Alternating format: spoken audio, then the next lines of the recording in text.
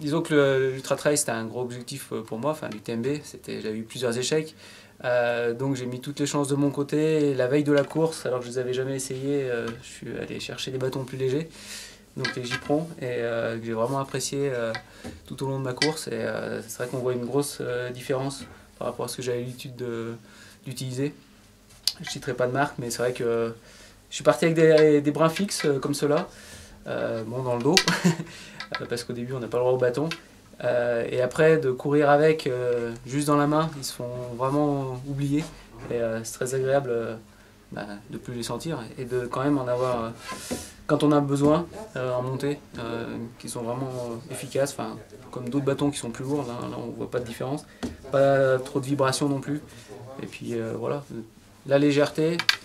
Bon, après c'est les bâtons de course, donc faire attention au carbone dans les cailloux.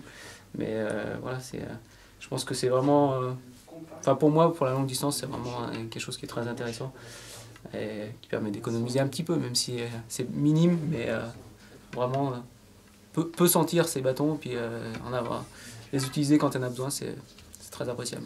Alors moi je les utilise et je les utilise pratiquement à toutes les montées, principalement en marchant mais aussi en courant. Et contrairement à d'autres coureurs, j'utilise aussi un petit peu en descente.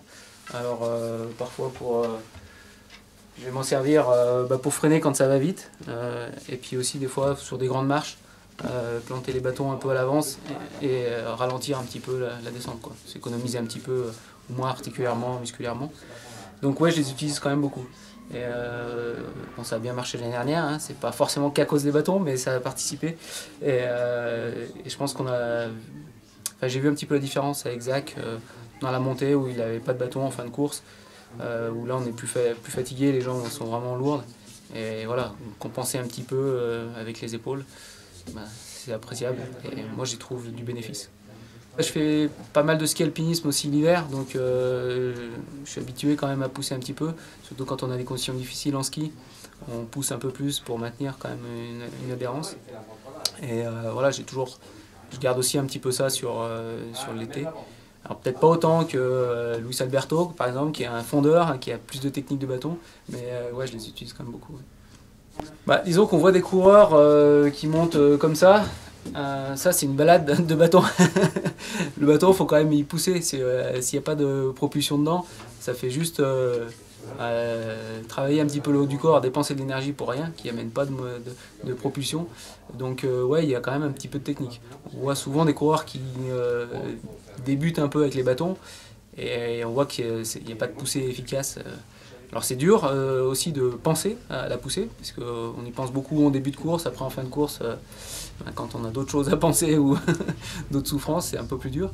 Mais oui, il faut s'entraîner aussi avec, et il y a un peu de technique. Ouais. Cette année, je voudrais faire, il y a les mondiaux qui arrivent bientôt, la Transvulcania dans 3 jours, là, 4 jours.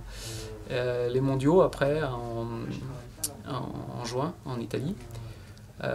Entre temps je vais faire un record en Chine en fait, avec quelques coureurs sur un sommet, et puis après je vais faire la Piemonte d'été normalement, un petit travail sur Maurice, et puis après les gros objectifs c'est aussi CCC et Diagonale des Fous en fin d'année. Voilà pour les longues courses. Non, je ne suis pas professionnel, je suis ingénieur en informatique et voilà, je travaille à 100% et à côté de ça, je cours un petit peu, quoi.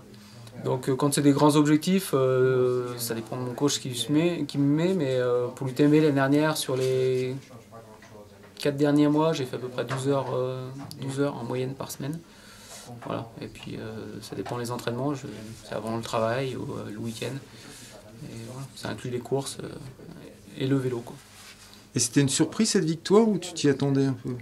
Quand on va sur UTMB, on essaye toujours de faire mieux. J'avais eu pas mal d'échecs, donc ouais, c'est quand même une surprise, même si j'espérais faire la meilleure course que je pouvais, mais avec les personnes qu'il y avait au départ, on peut pas se dire. Déjà, il faut être à l'arrivée pour faire une bonne course. Ça, c'est la première chose, quelle que soit la place. Et après, vraiment être devant, c'est sûr qu'il y a plein d'inconnus en ultra. C'est aussi ça qui fait son charme, parce que j'étais très loin à 5-6 heures, après 5-6 heures de course. J'étais pratiquement à 1 heure de la tête. Donc c'est ce qui m'a rendu encore la victoire plus belle et surprenante, oui, évidemment. Et comment ça se fait que tu es remonté comme ça alors? Peut-être que ça m'a aidé cette partie où j'avais vraiment eu des douleurs d'estomac et puis où j'avançais plus, quoi, où j'étais parti assez vite, mais vraiment, pendant un moment il n'y avait plus rien. Donc peut-être que ça m'a aidé à gérer un petit peu plus la course et à en garder un peu plus pour la fin, alors que peut-être que les coureurs devant ont un peu moins géré et après ont payé en fin de course. C'est toujours difficile à dire, maintenant ça s'est passé comme ça, je suis content du résultat.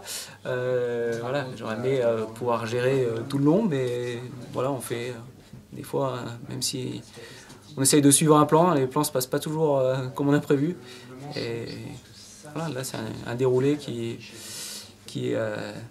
pour moi, a encore augmenté l'émotion à l'arrivée. Voilà, c'est ce qu'il y en avait eu aussi en milieu de course, quoi. Tu t'es repassé en tête à quel moment c'était? Je suis repassé en tête juste après Trian.